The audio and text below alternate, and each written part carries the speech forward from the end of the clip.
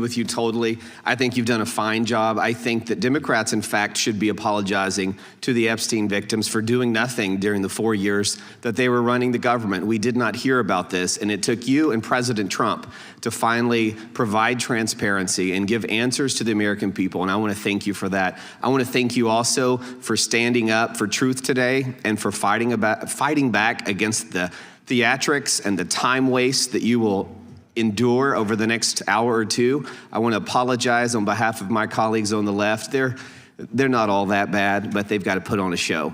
And I'm sorry that you have to go through that. And I would like to yield the last, I'd say 40, and 40 is 80 seconds. The clock says 40, but I've got 80 seconds since I was so rudely interrupted, and I'll give all 80 seconds to Chairman Jordan. And I would just yield to the Attorney General if she has anything to add. I'm fine to continue. Thank you, Chairman. All right. The chair now recognizes, the gentleman yields back. The chair recognizes the gentlelady from California.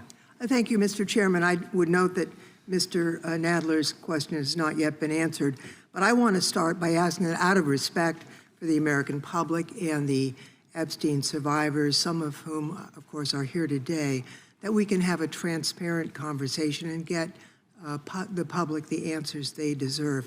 I want to briefly direct your attention to two documents I'm hoping we will put up on the screen.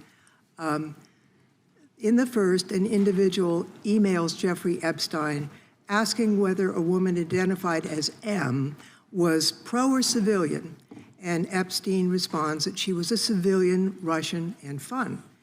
In the second email, Epstein writes to Steve Tisch about a Ukrainian girl, noting that she was, quote, a little freaked out by the age difference and stating that he would try to convince her not to return to Ukraine. He then instructs Mr. Tisch to call him, adding, I don't like records of these conversations. So I'd like to ask a straightforward question that really is either a yes or no answer. Do these emails constitute credible evidence, not proof, but credible evidence warning further investigation into whether Steve Tisch was involved in Epstein's criminal conduct? Do you think yes or no? I'm not going to play a yes-no game with you, but I will answer the question to the best of my ability. As I said, we will look and investigate any case involving any victim. I'm not familiar, there were 3 million pages, of course, with that email, but of course, we will look into anything.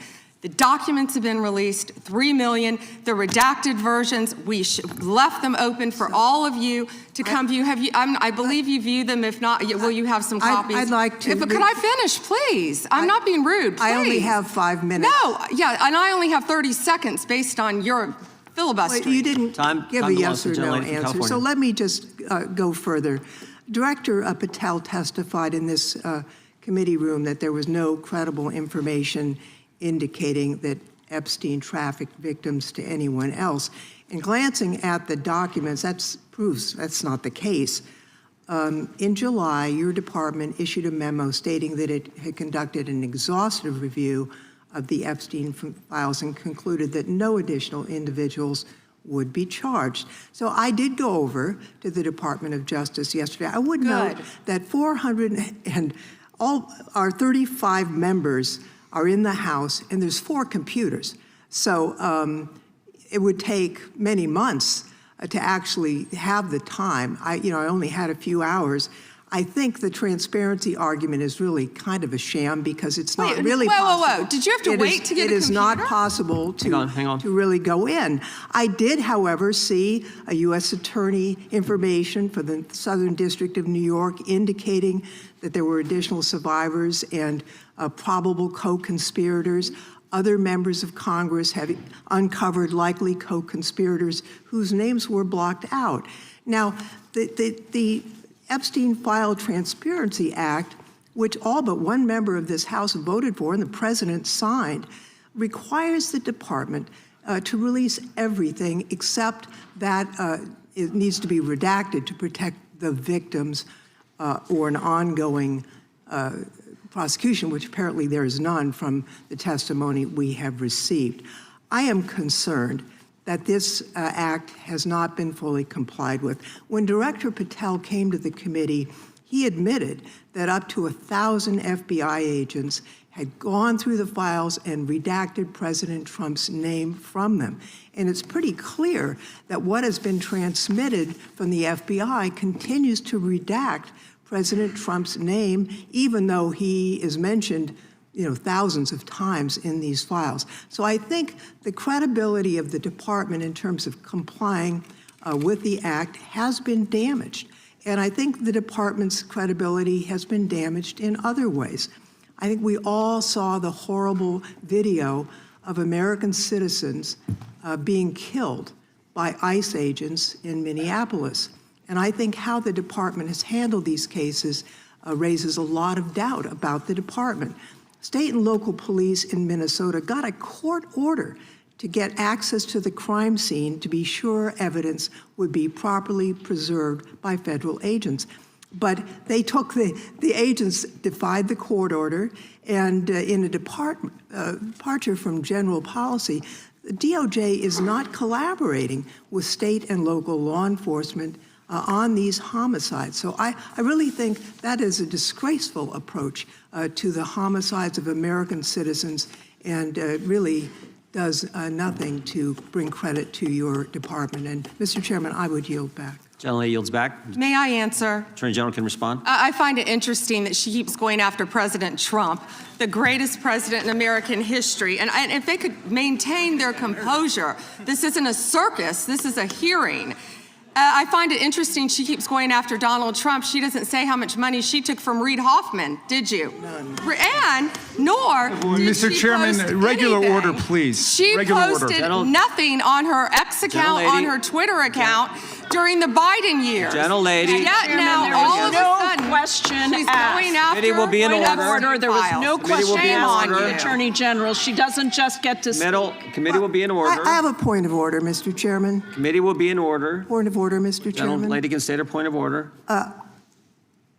When a witness attacks, Not a valid point of order. You got to state. She hasn't completed her point of order haven't. yet. Please let her Gotta speak, Mr. Chairman. Let's have some regular order Got it. here. Regular order is you got to state the rule. And she I am didn't do it. trying to make a point of order that the witness, And what rule are you referring to? without responding to a question, has attacked me personally. I think it's pathetic that she can't answer the questions and First instead time is attacking that is not even close members to a of the point of committee. order. The gentleman from Wisconsin is recognized.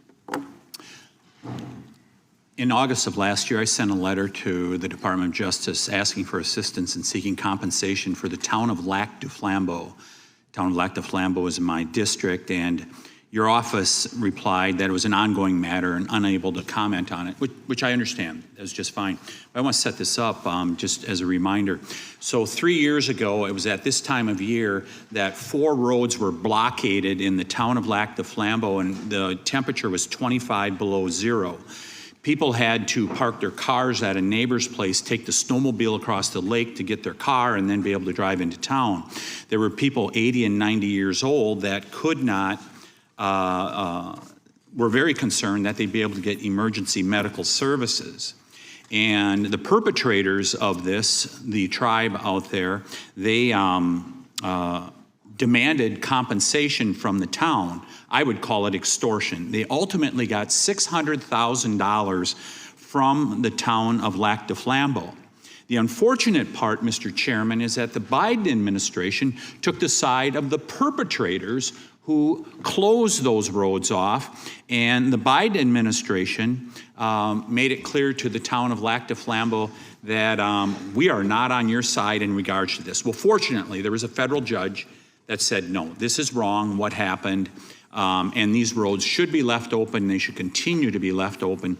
My question to you is, are you willing to work with my office and with the town of Lac du Flambeau to further investigate this matter and seek compensation from the tribal government after their extortion of $600,000 from this little town in northern Wisconsin? Congressman, you do a great job representing your district. And yes, we would more than welcome working with you, and we are familiar with that investigation. Mr. Chairman, I would just add, we're highlighting these miscarriages of justice in the previous administration. This is just another one of those small examples, no different than the Catholic Diocese in Richmond and many others that you have retold so many times. But here's another instance of what they did to a small town and nearly bankrupted them as a result of it. Fortunately, there was a federal judge that saw through it and has fixed it. I want to move on to fraud enforcement. You've established a National Fraud Enforcement Division, is that correct, Madam Attorney General? Yes, Congressman. Has this new division begun any investigations and getting after those individuals that have committed the rampant fraud we've seen, like in Minnesota? Well, it's not only rampant in Minnesota, it's rampant throughout this country. Much of it is in California, as you know, and other places. Yes, we are working on it actively. Our criminal fraud division has been working on it. We are expanding that. It was the vice president's idea to come up with this amazing separate fraud division, which we are establishing and going nonstop, not only to expose the fraud in Minnesota, but around the country. It's taxpayer dollars that have been stolen from the American people, and we are committed to recovering that money and holding those people accountable. Mr. Chairman, I would remind everyone here, why did this happen in Minneapolis? Why did federal law enforcement have to go to Minneapolis? Because of industrial scale fraud. It was an assistant United States attorney that said, this is industrial scale fraud that's going on in Minnesota at this point. I sent a letter to our governor in Wisconsin. We're right across the border there. My district is only 20 miles from the city of Minneapolis. And I asked him to open the books for a federal audit on food stamps and Medicaid. Don't you think it would be a good idea for every governor to do that at this point? It protects the citizens, and I can't understand why that's not happening. And yes, I do think that's a great idea. It's happening around this country. And when our new division with Colin McDonald is established, it's established when Colin is confirmed. He's amazing. I think you've met with him, you said, Chairman.